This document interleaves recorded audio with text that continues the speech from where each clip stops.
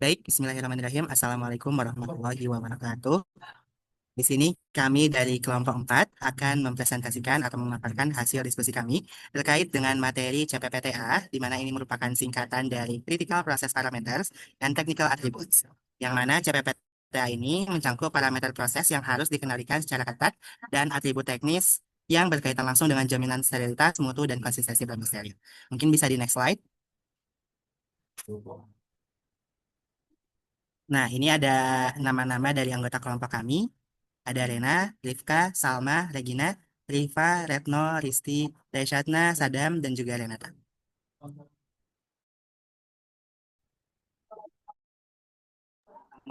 Kemudian untuk bagian-bagiannya di sini terdapat 11 bab, di mana bab satu itu mengenai sistem mutu industri farmasi, kemudian selanjutnya ada personalia, bangunan dan fasilitas, peralatan, produksi, pengawasan mutu, keluhan dan penarikan produk, dokumentasi, dan juga kegiatan ahli daya. Mungkin untuk selanjutnya bisa dipaparkan atau dijelaskan oleh masing-masing anggota. Untuk bab 1, sistem mutu industri farmasi, yang pertama ada produk terapi advance, tidak boleh dijual atau didistribusikan sebelum penanggung jawab pemastian mutu meluluskan tiap batch produksi yang dibuat dan dikendalikan sesuai dengan persyaratan yang tercantum dalam persetujuan uji klinik, izin edar dan ketentuan peraturan perundang-undangan yang berkaitan dengan aspek produksi, pengawasan dan pelulusan produk, ketentuan khusus berlaku untuk didistribusi distribusi produk yang memiliki proses pelulusan dua langkah, dijelaskan dalam angka 73. Kemudian, manajemen risiko mutu, yaitu yang kedua, CTOB berlaku untuk tahap siklus hidup mulai dari pembuatan produk terapi advance untuk uji klinis, transfer teknologi, dan pembuatan skala komersial hingga penghentian produk.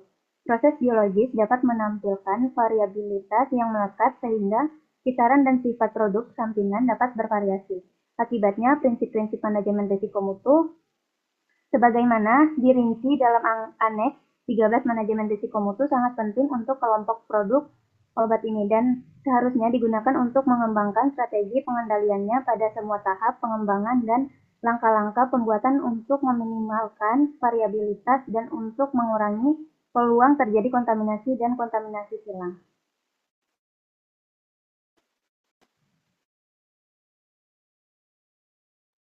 Baik, bab kedua yakni tentang personalia. Ada 3 poin. Yang poin ketiga itu terkait status kesehatan personel seharusnya dipertimbangkan untuk keamanan produk. Personel yang bekerja di area di mana bahan aktif produk terapi advance dan produk diproduksi dan diuji seharusnya menerima pelatihan dan pelatihan ulang berkala khusus untuk produk yang dibuat dan untuk tugas yang diberikan kepada mereka, termasuk setiap tindakan keamanan tertentu untuk melindungi produk personel dan juga lingkungan. Untuk poin keempat, setiap personel yang mengalami perubahan status kesehatan yang dapat berdampak buruk pada mutu produk dilarang bekerja di area produksi. Pemantauan kesehatan personel itu harus sepadan dengan risikonya. Pertimbangan umum harus diberikan kepada kesehatan dan juga keselamatan kerja atau K3 untuk personel yang terlibat dengan bahan berbahaya yang seperti yang disyaratkan dalam ketentuan peraturan perundang-undangan. Selanjutnya poin kelima, yakni setiap personel yang memasuki area pembuatan harus mengenakan pakaian pelindung bersih yang sesuai dengan kegiatan yang akan dilakukan. Untuk meminimalkan peluang kontaminasi silang, pembatasan pergerakan semua personel harus dikendalikan berdasarkan prinsip-prinsip MRM, yang mana pada prinsipnya itu personel dari area paparan mikroorganisme hidup, organisme hasil rekayasa genetika, racun dan juga atau hewan tidak boleh memasuki area produk lain. Produk tidak aktif atau organisme yang berbeda ditangani.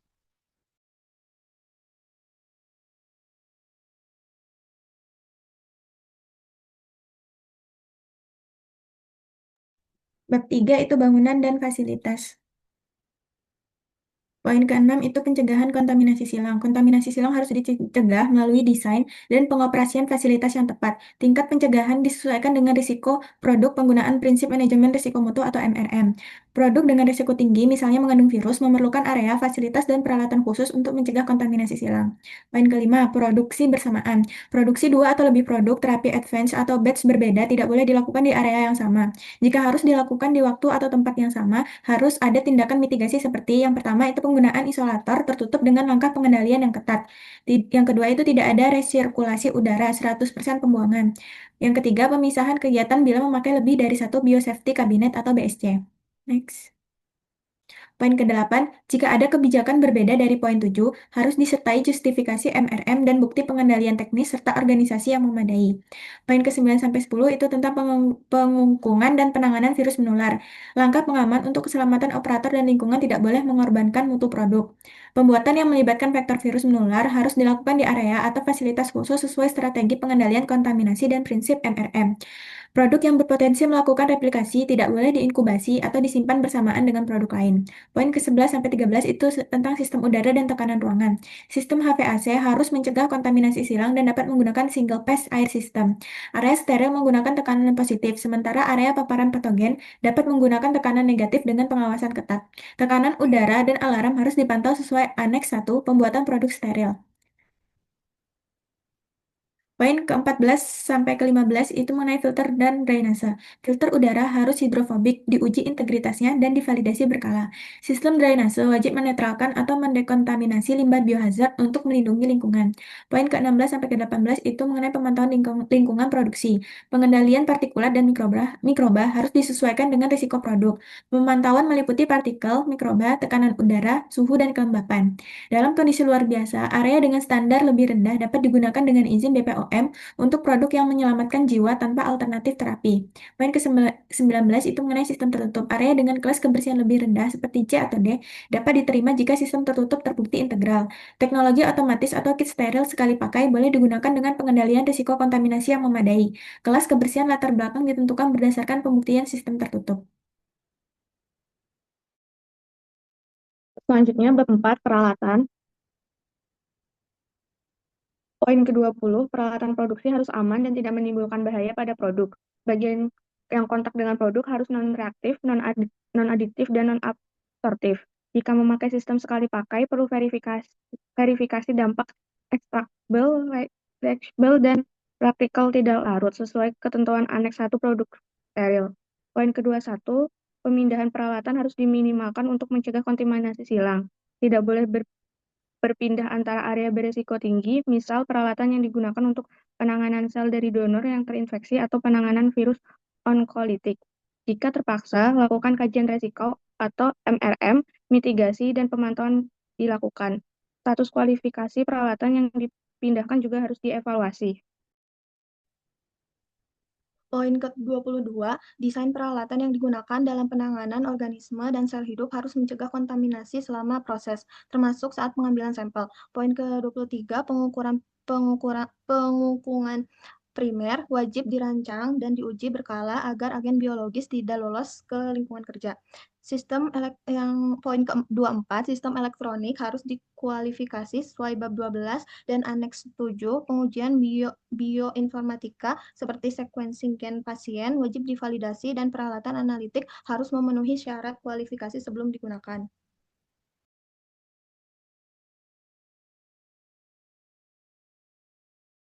Untuk selanjutnya yaitu produksi. Untuk prinsip umum dari produksi peta sendiri merupakan atau harus menjamin keamanan biologis, mencegah penularan agen infeksi seperti virus dan pilot. Kemudian semua proses dilakukan dengan kendali mutu ketat terhadap bahan awal bahan baku, bangsel, dan juga benih virus. Kemudian untuk proses pengambilan, pemindahan, dan juga pengolahan bahan dilakukan secara aseptik dengan perlindungan terhadap kontaminasi mikroba dan juga silang antar donor. Kemudian untuk pengendalian kontaminasi dan sistem produksi, itu digunakan sistem tertutup bila memungkinkan. Integritas sistem harus diverifikasi sebelum dan sudah penggunaan. Kemudian jika sistem terbuka digunakan, itu wajib menerapkan teknik aseptik. Kemudian kromatografi dan juga criopreservasi perlu strategi khusus untuk mencegah kontaminasi. Semua bahan pengemas dan juga label harus memenuhi standar identitas, ketelusuran, dan daya tahan pada suhu ekstrim. Untuk selanjutnya itu ada pencegahan kontaminasi silang. Itu resiko kontaminasi silang itu dievaluasi melalui MRM atau manajemen risiko mutu.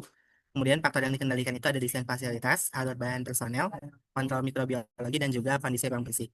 Langkah-langkah pencegahannya itu ada yang pertama, fasilitas area terpisah, sistem tertutup dan tekanan udara berjenjang, prosedur pembersihan tervalidasi, penggunaan sistem sekali pakai untuk batch tertentu, proses dekontaminasi, dan penanganan tumpahan organisme hidup harus divalidasi efektivitasnya. Kemudian untuk selanjutnya itu ada validasi bahan dan juga pemasok. Semua proses aseptik, sterilisasi, dan inaktivasi virus wajib divalidasi berkala. Hanya bahan yang diluluskan QC dan belum kadaluarsa yang boleh diluluskan. Masuk dan rantai pasokan harus dikualifikasi, diaudit, dan juga dievaluasi dengan prinsip QBD atau Quality by Design. Dan resiko mencakup potensi kontaminasi virus, endotoksin, bahan pengotol, dan stabilitas selama penyimpanan atau transportasi. Kemudian untuk selanjutnya juga ada bahan biologis dan bank sel. Darah jaringan dan sel manusia yang digunakan itu harus mematuhi regulasi nasional dan disertai ketertelusuran penuh. Pengolahan dilakukan secara aseptik sejak pengadaan hingga juga pemberian kepada pasien. Zat benih dan juga bank sel dibuat di bawah kondisi CPOB, yang mana karakterisasi dan pengujian kontaminan, penyimpanannya juga harus aman, dilakukan pemantauan suhu dan sistem karantina, stok sel disimpan di lokasi terpisah untuk menghindari kehilangan total dan kontaminasi sel. Selanjutnya adalah bab 7 mengenai pengawasan mutu. Pada bagian ini, pengujian dan pengambilan sampel itu berfokus pada bagian tersebut. Untuk poin 63, pengujian dilakukan di tahap-tahap penting selama produksi untuk memastikan mutu produk konsisten dan sesuai dengan spesifikasi. Kemudian untuk yang poin 63, penanggung jawab PM bertanggung jawab atas pengendalian mutu bahan aktif, bahan awal, bahan baku, bahan pengemas, dan alat kesehatan yang digunakan bersama produk terapi advance. Ia juga memastikan kesesuaian bahan awal, misalnya donor dengan penerima. Poin 65, pengambilan sampel harus mewakili batch dan juga diambil berdasarkan manajemen resiko. Poin 66, setiap sampel diberi label lengkap untuk mencegah campur baur atau rusak. Slide selanjutnya. Pada poin 67 dan sampai 70 ini berfokus pada retensi dan juga penyimpanan sampel. Secara garis besar, bagian ini menjelaskan pentingnya penyimpanan sampel bahan dan produk jadi sebagai referensi utama. Lama penyimpanan disesuaikan dengan jenis bahan dan juga stabilitas produk, termasuk penggunaan metode ilmiah seperti cryopreservasi untuk produk dengan umur simpan yang pendek. Slide selanjutnya. Untuk poin ke-71 adalah program stabilitas dilakukan untuk memantau mutu produk selama penyimpanan. Metode atau frekuensi uji boleh disesuaikan dengan kondisi dan karakteristik produk. Untuk poin ke-72, batch hanya boleh diedarkan setelah disetujui penanggung jawab pemastian mutu. Poin ke-73, pelulusan 2 tahap untuk produk umur simpan pendek. Jika uji analisis belum selesai sebelum pemberian ke pasien, pelulusan bisa dilakukan 2 tahap, yaitu yang pertama, tahap awal dengan menilai catatan proses, hasil pemantauan, dan juga data awal. Untuk tahap akhir, itu menilai hasil analisis lengkap. Lalu selanjutnya bab 9, keluhan dan penarikan produk. Penarikan produk dan tindakan pengurangan resiko potensial lain. Di bab 9 ini ada 3 poin. Yang pertama poin 74, jika informasi kesehatan donor baru tersedia setelah pengadaan dan hal itu akan mempengaruhi mutu produk, maka prosedur lockback yang disetujui harus dimulai. Hal ini melibatkan analisis risiko dan kebutuhan akan tindakan perbaikan atau pencegahan. Lalu poin 75, selain penarikan produk, dapat dipertimbangkan tindakan pengurangan risiko lainnya untuk mengelola risiko dari cacat mutu, seperti transmisi informasi kepada profesional kesehatan, khususnya untuk produk di mana gangguan pengobatan menimbulkan risiko lebih tinggi daripada penggunaan produk cacat. Produsen harus memberikan informasi kepada dokter yang merawat dan BPOM dan serta mengirim pemberitahuan cacat mutu, sinyal pharmacovigilance, dan pemberitahuan lainnya sesuai ketentuan peraturan. Lalu poin 76 harus dipertimbangkan melalui simulasi penarikan atau simulasi penyebaran informasi kepada profesional kesehatan untuk menguji ketaguhan prosedur, mencakup evaluasi dalam jam kerja dan di luar jam kerja. Frekuensi simulasi dijustifikasi oleh industri farmasi dengan mempertimbangkan faktor risiko dari data pengembangan produk dan kompleksitas pasokan, dengan rekomendasi simulasi tahunan untuk produk berizin edar kecuali ada justifikasi.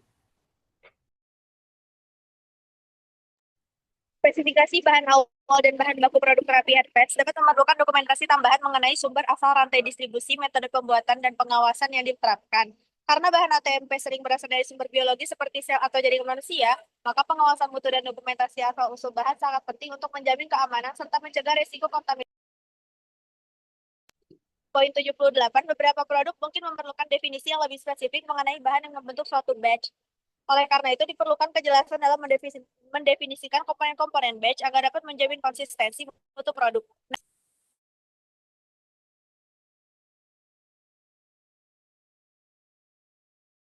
Poin 79, apabila sel dan jaringan manusia digunakan, maka ketertelusuran penuh wajib dipastikan sejak dari bahan awal dan bahan baku, termasuk seluruh yang kontak dengan sel dan jaringan. Selama proses ini, privasi individu dan kerahasiaan data kesehatan harus tetap dijaga sesuai ketentuan peraturan perundang-undangan. Poin 80, untuk bahan awal yang berasal dari manusia, harus ada identifikasi pemasok dan asal anatomi dari sel, jaringan, atau virus yang digunakan. Tujuannya untuk memastikan sumber bahan jelas, sah, dan dapat ditelusuri bila terjadi masalah mutu atau keamanan. Next. Poin 81, harus dibangun suatu sistem yang memungkinkan pelacakan dua arah terhadap sel atau jaringan yang terkandung di dalam produk terapi advance. Sistem ini harus dapat menelusuri dari titik pengambilan bahan, proses pembuatan, hingga pengiriman produk akhir kepada penerima. Sistem ini bisa dilakukan secara manual ataupun otomatis. Poin 82, catatan yang memuat data ketelusuran harus disimpan sebagai dokumen yang dapat diaudit dan secara jelas dihubungkan dengan catatan batch yang relevan. Next. Poin 83, catatan ketertelusuran untuk produk berbasis sel dan jaringan serta produk terapi advance yang dibuat khusus untuk individu pasien harus disimpan selama 30 tahun setelah tanggal kadaluarsa produk, kecuali ditentukan lain dalam izin edar, izin uji klinik, ataupun peraturan yang berlaku. Poin 84, apabila sel senogenik berasal dari hewan digunakan sebagai bahan awal, maka identifikasi donor hewan atau data terkait harus disimpan selama 30 tahun, kecuali ketentuan lain dalam izin edar, izin uji klinik, ataupun peraturan perundang-undangan. Next. Baik, kemudian ada bagian 11 mengenai kegiatan alih daya yang lain-lainnya itu terdapat pada poin 85. Mengenai pengumpulan bahan awal dan pengujian yang sangat terspesialisasi dapat dialihkan ke pihak ketiga yang tidak berlisensi CPOB dengan ketentuan yang A, ada alasan dan justifikasi di dalam sistem mutu. Pemberi kontrak bertanggung jawab untuk memastikan bahwa penerima kontrak menerapkan tingkat sistem mutu yang setara dengan CPOB, tingkat risiko terhadap produk dan kegiatan yang dilakukan dikaji dengan menggunakan prinsip-prinsip manajemen risiko mutu, dan kualifikasi atau validasi secara profesional yang sesuai dilakukan untuk menunjukkan bahwa kegiatan tersebut tidak merugikan mutu produk yang dibuat. Kemudian slide berikutnya mengenai bagian B yang standar spesifik untuk jenis-jenis produk tertentu. Untuk B1, produk yang berasal dari hewan. Standar ini berlaku untuk bahan hewani yang mencakup bahan dari sarana seperti rumah potong hewan. Untuk yang pertama, program pemantauan seharusnya tersedia untuk penyakit hewan yang berisiko pada kesehatan manusia. Kemudian untuk yang kedua, di slide berikutnya, langkah-langkah pengendalian terhadap bahan awal dan bahan baku di sarana seperti rumah potong hewan seharusnya mencakup unsur-unsur yang sesuai dari sistem manajemen mutu untuk memastikan tingkat pelatihan operator yang memuaskan, ketelusuran bahan, pengawasan. Yang ketiga, langkah-langkah pengendalian terhadap bahan awal atau bahan baku seharusnya tersedia untuk mencegah intervensi yang dapat mempengaruhi mutu. Kemudian yang keempat, audit rutin pemasok bahan awal atau bahan baku seharusnya dilakukan untuk memverifikasi kepatuhan terhadap pengendalian bahan pada berbagai tahap yang berbeda pada pembuatan. Dan yang kelima, sel, jaringan, dan organ yang dimaksudkan untuk pembuatan produk obat berbasis sel senogenik seharusnya diperoleh hanya dari hewan yang telah dibiarkan di penangkaran dan di karantina khusus. Kemudian selanjutnya, mengenai B2 untuk produk obat terapi gen, yang mana di sini merupakan gen sintesis yang berada dalam lingkup standar. Yang pertama itu suatu pendekatan berbasis risiko untuk operator, lingkungan, dan keselamatan pasien, dan penerapan pengendalian berdasarkan kelas bahaya biologis seharusnya diterapkan. Kemudian, deskripsi produksi vektor virus dan non-virus, asam nukleat, dan sel rekayasa genetik seharusnya tersedia cukup rinci untuk menjamin ketelusuran produk dari bahan awal sampai produk jadi. Dan yang ketiga, pertimbangan berikut berlaku untuk transfer gen ex vivo ke sel resipien. Yang pertama, persyaratan ketelusuran harus dipertahankan. Kemudian seharusnya tersedia uraian batch yang jelas mulai dari sumber sel hingga wadah produk akhir. Untuk produk yang menggunakan cara non-biologis untuk memasukkan gen, sifat fisikokimia seharusnya didokumentasikan dan diuji. Meskipun vektor yang digunakan untuk manipulasi sel tidak akan menjadi bagian dari produk akhir, semua proses awal pada pembuatan vektor virus dianggap kritis dan mutunya perlu dikendalikan. Bila pembuatan vektor virus tidak dimungkinkan mengikuti CPOB secara penuh, standar mutu harus diterapkan dalam pembuatan. Kemudian selanjutnya, mengenai pembuatan vektor virus dan plasmid mengikuti prinsip CPOB. Yang nomor 4 itu, produsen vektor virus dan plasmid seharusnya memiliki sistem manajemen mutu yang memungkinkan mereka untuk menerapkan bagian dari standar yang paling relevan. Selanjutnya, untuk yang kelima, Produsen produk terapi advance bertanggung jawab atas mutu vektor virus dan plasmid yang digunakan sebagai bahan awal. Yang pertama, produsen produk terapi advance seharusnya mengikuti persyaratan sesuai ketentuan peraturan perundang-undangan dan menerapkan MRM. Yang B, standar mutu yang memadai seharusnya diterapkan untuk pembuatan plasmid yang digunakan untuk pembentukan vektor atau tahap awal mRNA AGTMP. Dan yang C-nya, pembuatan produk steril juga harus berlaku. Kemudian nomor 6, jika pembuatan vektor dialihdayakan, produsen produk terapi advance harus menilai risiko yang ditimbulkan oleh vektor terhadap mutu dan keamanan produk terapi advance, dan dengan demikian memilih pemasok vektor yang sesuai yang mampu memenuhi persyaratan CPOB. Selain itu, produsen vektor harus menjadi bagian dari program kualifikasi vendor produsen produk terapi advance. Selanjutnya, untuk bagian B3, mengenai produk terapi berbasis sel somatik manusia dan xenogenik dan rekayasa jaringan dan produk terapi advance kombinasi. Untuk produk ini yang pertama itu dalam pembuatan produk yang melibatkan sel manusia atau sel xenogenik, perhatian khusus seharusnya diberikan pada persyaratan ketelusuran. Yang kedua, sumber resmi produk seluler, biomolekul, biomaterial, perancah, matriks, dan bahan lain yang berlisensi produk obat atau perangkat medis harus digunakan jika tersedia. Dan yang ketiga, selama siklus hidup produk, di mana perangkat termasuk perangkat yang dibuat sesuai pesanan, serta digabungkan sebagai bagian dari produk, maka perjanjian mutu yang sesuai harus dibuat antara produsen dan pemasok perangkat untuk memastikan mutu perangkat yang konsisten.